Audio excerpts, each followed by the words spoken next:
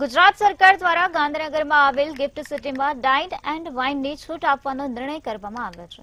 તો મહાત્મા ગાંધી અને સરદાર પટેલની ભૂમિ તરીકે ઓળખાતું ગુજરાતમાં દારૂબંધી છે. આમ તો ઘણી બધી જાણીતી હોટેલ્સમાં વિઝિટર પરમિટ છે.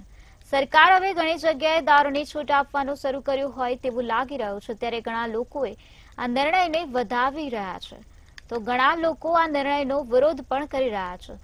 ધાર્મિક ગુરુઓ આ નિર્ણયને અયોગ્ય માની રહ્યા છે. આ જ મુદ્દે ભારતી આશ્રમમાં મહામંડલેશ્વર ભારતી બાપુની પ્રતિક્રિયા સામે આવે છે. તેઓએ આ નિર્ણયને વ્યક્તિગત રીતે અયોગ્ય માન્યો છે.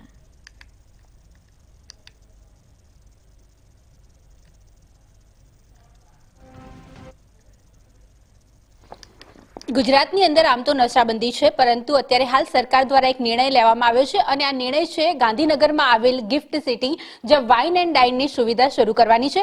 સરકાર દ્વારા અત્યંત બોલ્ડ નિર્ણય જે લેવામાં આવ્યો છે તેને લઈને આપણે જે ઘણા બધા લોકો જે છે તેનો વિરોધ પણ કરી રહ્યા છે અને ઘણા આ નિર્ણયને આવકારી પણ રહ્યા છે. ત્યારે અત્યારે હાલ આપણી જોડે હાજર છે ઋષિ ભારતી બાપુ, જે મહામંડલેશ્વર છે ભારતી આશ્રમના. તેમની જોડે વાત કરીશું. બાપુ, સરકારે જે આ બોલ્ડ નિર્ણય લીધો છે અને લઈને આપનું શું માનવું છે? જો ભારતની સંસ્કૃતિ એ રુદ્રાક્ષની સંસ્કૃતિ છે, દ્રાક્ષની નહીં. અને બીજું કે એક શેરકારે સરસ વાત કરી છે કે નશા તો મુझमें है, અગર બોતલો में નશા હોતા તો બોતલે ક્યું નહીં ઉછલતી.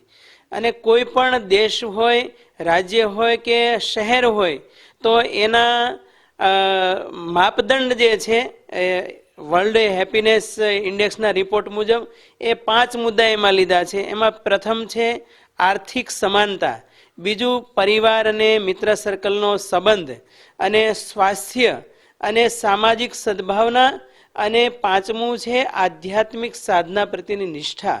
તો આ 5માંથી હું એમ કહું, આર્થિક સમાનતા જો ગુજરાતમાં આવતી હોય અને સરકારશ્રીએ જે નિર્ણય લીધો છે ને, 2 દિવસથી મીડિયાના માધ્યમથી આપણે જોઈએ છીએ કે ગુજરાતમાં આર્થિક સ્તર ઊંચું આવે, તો આ જ્યારથી આ નિયમ લાગુ પડે ત્યારથી મીડિયાના માધ્યમ દ્વારા એટલું કહું કે બધા એનાલિસિસ કરજો કે ગુજરાતમાં અત્યારે ગરીબી કેટલી છે અને આ દારૂની છૂટી આપવામાં આવી છે ત્યાં, અને ત્યાર પછી એ આર્થિક સમાનતા કેટલી આવે છે, ગરીબી કેટલી દૂર થાય છે, એ તો આપણે જોવાનું રહ્યું.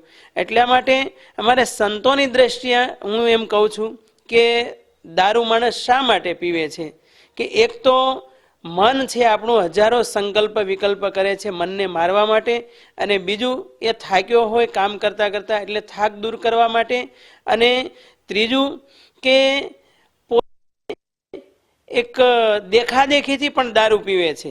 અને આવા અનેક કારણોમાંથી દૂર થવા માટેના, દુઃખ દૂર કરવા માટેના પ્રયાસો થતા હોય છે. પરંતુ આધ્યાત્મિક દ્રષ્ટિએ કહું કે દુઃખ હંમેશા 2 પ્રકારે દૂર થતા હોય છે, એક ટેમ્પરરી ઉપાય અને એક પરમેનન્ટ. અત્યારે હાલ જો વાત કરીએ તો ગુજરાતમાં જ્યારે નશાબંધી છે અને દારૂનું વેચાણ બંધ છે, પરંતુ જે સરકારનો આ બોલ્ડ નિર્ણય લેવામાં આવ્યો છે તેમાં અત્યારે ક્યાંક ને ક્યાંક બે મત જોવા મળી રહ્યા છે. કેમેરા પર્સન યોગેશ જયસ્વાલ સાથે અનિતા પરમાર, મંતવ્ય ન્યૂઝ, અમદાવાદ.